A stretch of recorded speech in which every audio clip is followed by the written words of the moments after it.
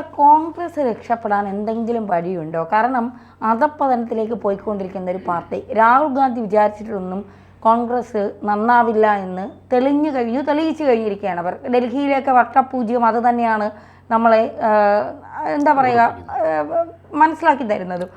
എങ്ങനെ കോൺഗ്രസിന് രക്ഷപ്പെടുമെന്നുള്ളതാണ്. എന്തിന് കോൺഗ്രസ് രക്ഷപ്പെടണം? കാരണം ഈ കോൺഗ്രസിൻ്റെ 1885 കോൺഗ്രസ് ഉണ്ടായ കാലം മുതൽ അതിനെ നിഴൽ പോലെ ഒരു പ്രോബ്ലം അതിനകത്തെ അസ്തമിക്കാത്ത ഗ്രൂപ്പിസമാണ്. എല്ലാ കാലത്തും കോൺഗ്രസിൻ്റെ ഒരു ശാപമോ അനുഗ്രഹമോ പോലെ ഈ ഗ്രൂപ്പ് വൈരമുണ്ട്. പല നേതാക്കൾ പല ചേരിയായി ചിന്തിക്കുകയും പ്രവർത്തിക്കുകയും ചെയ്യുന്ന അത് പ്രീ ഇൻഡിപെൻഡൻറ്റ് പീരീഡിലും ഉണ്ട്, പോസ്റ്റ് ഇൻഡിപെൻഡൻറ്റ് പീരീഡിലും ഉണ്ട്, ഇന്നും ഉണ്ട്.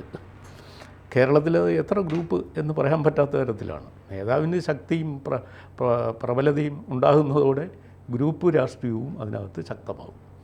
പക്ഷേ ഒരു എലക്ഷൻ വരുമ്പം കോൺഗ്രസ്സിലെ എല്ലാ ഭിന്ന ഗ്രൂപ്പുകളും കൂടെ ഒന്നിച്ച് നിന്ന് പരമാവധി സീറ്റ് പിടിക്കാൻ നോക്കും. അത് കരുണാകരൻ്റെ കാലത്ത് അങ്ങനെ അദ്ദേഹം ഉണ്ടാക്കിയ ഒരു ആവേശകരമായ അവസ്ഥാവിശേഷമായിരുന്നു.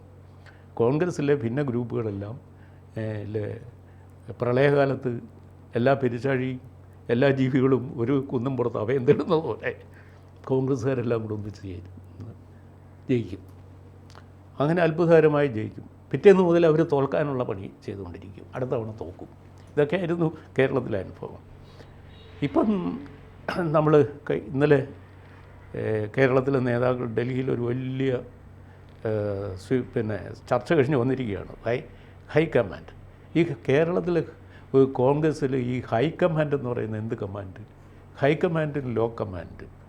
അത് തന്നെ ജനാധിപത്യ വിരുദ്ധമാണ്. ആ പ്രയോഗം പോലും ഒരു കോൺഗ്രസ്സുകാരനെ, ജനാധിപത്യവാദിയായ ഒരു കോൺഗ്രസ്സുകാരനെ നാണിപ്പിക്കുന്നില്ല. കോൺഗ്രസിൻ്റെ ഇന്നത്തെ ശാപം ഒരു ബിഗ് ഫാമിലിയാണ്. ഒരു കുടുംബത്തിൻ്റെ ആധിപത്യം ചോദ്യം ചെയ്യപ്പെടാതെ നിൽക്കുന്നു. നട്ടലുള്ള ഒരു കോൺഗ്രസ് നേതാവും ഇന്ത്യയിലില്ല. അതിനെ ചോദ്യം ചെയ്യാൻ ധൈര്യമായി ആരെങ്കിലും വന്നിട്ടുണ്ടെങ്കിൽ അവർ ഒന്നുകിൽ കോൺഗ്രസ്സിന് പുറത്തായിട്ടുണ്ട്, ഇല്ലെങ്കിൽ അവരുടെ രാഷ്ട്രീയ ഭാവി അസ്തമിച്ചിട്ടുണ്ട്. അതുകൊണ്ടായിരിക്കുമോ എന്തോ കോൺഗ്രസ്സിലെ കുടുംബാധിപത്യമാണ് ആ പാർട്ടിയുടെ വളർച്ചയുടെ ഏറ്റവും വലിയ ബ്ലോക്ക് എന്ന് തിരിച്ചറിവുള്ള നേതാക്കളൊക്കെ ഒരു ഒറ്റയ്ക്കൊറ്റയ്ക്ക് സംസാരിക്കുമ്പോൾ എല്ലാവരും സമ്മതിക്കും. പക്ഷേ ആരും ശബ്ദമുയർത്തില്ല. അവർ എന്തൊരു ദയനീയമായ അവസ്ഥയാണെന്ന് നോക്കൂ. കോൺഗ്രസ് ഇന്ന് രാഷ്ട്രീയ വിദ്യാർത്ഥികൾക്ക് പഠിക്കാനുള്ള ഒരു സ്പെസിമെൻ മാത്രമാണ്, ഒരു ഷോ പീസാണ്. എന്തുകൊണ്ട്? ആൻറ്റിക് വാല്യൂ ആണ് കോൺഗ്രസ്സിന് ഇനി ഉണ്ടാകാൻ പോകുന്നത്. എന്തെന്ന് വെച്ചാൽ പുരാവസ്തു മൂല്യം മാത്രമേ അതിനുള്ളൂ. എന്താണ് പുരാവസ്തു മൂല്യം? ഡെമോക്രസിയിൽ, ജനാധിപത്യ വ്യവസ്ഥയിൽ കുടുംബാധിപത്യം എങ്ങനെ വിജയകരമായി പ്രാബല്യത്തിൽ കൊണ്ടുവരാം എന്ന് കോൺഗ്രസ് ലോകത്തിന് കാണിച്ചു കൊടുത്തു. നോക്കൂ, മുഗൾ സാമ്രാജ്യത്വ കാലത്തെ പോലെയല്ലേ കോൺഗ്രസ്സിൽ നെഹ്റു, ഇന്ദിര, രാജീവ് ഗാന്ധി തുടർച്ചയായി ഒരു വീട്ടിൽ നിന്ന് തന്നെ പ്രധാനമന്ത്രിമാർ വരിക, കോൺഗ്രസ് പ്രസിഡൻ്റന്മാർ വരിക. അവരുടെ ഈ കുടുംബാധിപത്യ വ്യവസ്ഥയെ ചോദ്യം ചെയ്യുവാൻ ഒരു നേതാവ് പോലും ഇല്ലാതെ വരിക. ഈ അവസ്ഥാവിശേഷം, ഈ സൗകര്യവും പ്രയോജനപ്പെടുത്തി ഈ വ്യവസ്ഥയുടെ അവ്യവസ്ഥയിൽ മുതലെടുക്കാൻ താല്പര്യമുള്ള നേതാക്കൾ മാത്രമേ എല്ലാ സംസ്ഥാനത്തും അത് വളർന്നു വന്നുള്ളൂ. അതുകൊണ്ട് എന്താണ്, ആശ്രിത വത്സലന്മാരെയും കുടുംബത്തിൻ്റെ അടുക്കള സേവകരെയും മാത്രമേ ഈ കോൺഗ്രസ് എല്ലാ പ്രദേശങ്ങളിലും വളർത്തിക്കൊണ്ടുവന്നുള്ളൂ. നമുക്കറിയാം, ഒരു ഇലക്ഷൻ കാലത്ത് ഉയർന്നു വരുന്ന നേതാക്കൾ പിന്നീട് കേൾക്കാനേ ഇല്ല. നമുക്കിപ്പോൾ തന്നെ ആലോചിച്ച് നോക്കൂ, സച്ചിൻ പൈലറ്റ് എവിടെ അശോക് ഗെഹ്ലോട്ട്, എവിടെ കമൽനാഥ്, എവിടെ GK വാസൻ? ഇവരെല്ലാം ഇലക്ഷൻ കാലത്തൊക്കെ ഒന്നിയ സ്ഥാനാർത്ഥി ഇല്ലെങ്കിൽ എന്തെങ്കിലും പറഞ്ഞുകൊണ്ട് അവതരിക്കും. പിന്നീട് അവരെക്കുറിച്ചൊന്നും കേൾക്കുന്നില്ല. ഇവരൊക്കെ കോൺഗ്രസ്സിലൊക്കെ, വാസൻ ഇപ്പോൾ കോൺഗ്രസ്സിലുണ്ടോ തമിഴ്നാട്ടിലെ? അപ്പോൾ ഈ തരത്തിൽ തൻ്റെ ഇടമുള്ള നേതാക്കളെയൊന്നും വളർത്തി കൊണ്ടുവരുവാൻ കോൺഗ്രസിൻ്റെ ബിഗ് ഫാമിലി സമ്മതിക്കത്തില്ല. ആ ഫാമിലിയുടെ വെൽഫെയറാണ് ആ പാർട്ടിയുടെ ലക്ഷ്യവും നിലനിൽപ്പും.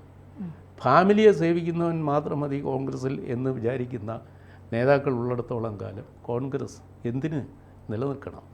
അതുകൊണ്ടാണ് പൊളിറ്റിക്സിൽ പഠിക്കാനിറങ്ങുന്ന, രാഷ്ട്രമീമാംസയിൽ ഗവേഷണം നടത്താൻ ഇറങ്ങുന്ന രാഷ്ട്രീയ വിദ്യാർത്ഥികൾക്ക് കോൺഗ്രസ് ഒരു പുരാവസ്തു പരീക്ഷണ ഉപകരണമാണ്. എങ്ങനെ ജനാധിപത്യ വ്യവസ്ഥയിൽ കുടുംബാധിപത്യം വിജയകരമായി സ്ഥാപിച്ചെടുക്കാം. അത് ലോകത്ത് ഇന്ന് നിലവിലുള്ള ഒരു തിയറിക്കും ചേരാത്ത ഒരാശയമാണ്. ജനാധിപത്യ വ്യവസ്ഥയിൽ കുടുംബാധിപത്യം വിജയകരമായി മുന്നോട്ട് കൊണ്ടുപോകാം. ബാക്കി ഇന്ത്യയിലെ എല്ലാ ജനാധിപത്യ പാർട്ടിയെയും കുടുംബാധിപത്യത്തിൻ്റെ മധുരം അനുഭവിക്കാൻ പ്രേരിപ്പിച്ചത് കോൺഗ്രസ്സാണ്. മാർക്സിസ്റ്റ് പാർട്ടിയിൽ പോലും കുടുംബാധിപത്യം വന്നു. അത് കോൺഗ്രസ്സിൽ നിന്ന് ലഭിച്ച പാഠമാണ്. കാരണം 1988 വരെ EMS അടക്കം മക്കൾ രാഷ്ട്രീയത്തിനെതിരെ സംസാരിക്കുമായിരുന്നു. മക്കൾ രാഷ്ട്രീയം കോൺഗ്രസിനെ വിമർശിക്കാൻ CPM ഉപയോഗിച്ച ഒരു പ്രയോഗമായിരുന്നു മക്കൾ രാഷ്ട്രീയം. മക്കൾ രാഷ്ട്രീയം ഒരു പാവമാണ് എന്ന് കരുതി. EM ശ്രീധരനെ കൃഷ്ണപുരത്ത് സ്ഥാനാർത്ഥിയാക്കിയതോടെ ആ മുദ്രാവാക്യം സൗകര്യപൂർവ്വം CPM അങ്ങ് മറന്നു. അങ്ങനെ എല്ലാ പാർട്ടിയിലും, പിന്നെ CPIയിലെ മക്കൾ രാഷ്ട്രീയം പണ്ടേ പ്രസിദ്ധമാണ്, മക്കളെ ഉള്ളൂ അതിൽ. അപ്പോൾ ആ തരത്തിൽ എല്ലാ പാർട്ടികളെയും ചീത്തയാക്കുന്നതിലും കോൺഗ്രസിൻ്റെ സ്വാധീനം ഉണ്ടായി. ഇപ്പോൾ ഇന്ത്യൻ ഡെമോക്രസിയിൽ ഈ ഡൈനാസ്റ്റി പ്രയോഗിച്ച് വിജയിപ്പിക്കുന്നതിലാണ് കോൺഗ്രസ് ബദ്ധശ്രദ്ധമായത്. ഇങ്ങനെയുള്ളൊരു പാർട്ടി ഇവിടെ നിലനിൽക്കണമോ എന്നത് വലിയൊരു ചോദ്യമാണ്. ഈ രക്ഷപ്പെടാൻ എന്തെങ്കിലും തന്ത്രങ്ങൾ ഇവർ പയറ്റുന്നുണ്ടോ? ഇല്ല. ഇന്നിപ്പോൾ കേരളത്തിലെ ഒരു റീവാമ്പിങ് ഫോർമുലയുമായിട്ടാണല്ലോ ഇവർ ഡൽഹിയിലേക്ക് പോയത്. അതാ വരുന്നു, അടൂർ പ്രകാശ് വരുന്നു, ഇല്ലെങ്കിൽ ബെന്നി ബെഹനാൻ വരുന്നു, സംസ്ഥാന KPCയുടെ അധ്യക്ഷനായിട്ട്.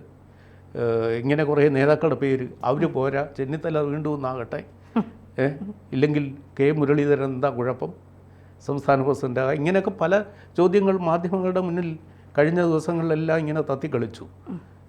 ഫേസ്ബുക്കിൽ പിന്നെ ബലറാമിൻ്റെ പേരിൽ ഒരു പോസ്റ്റ് ഞാൻ വായിച്ചു. അത് അടൂർ പ്രകാശിനെയും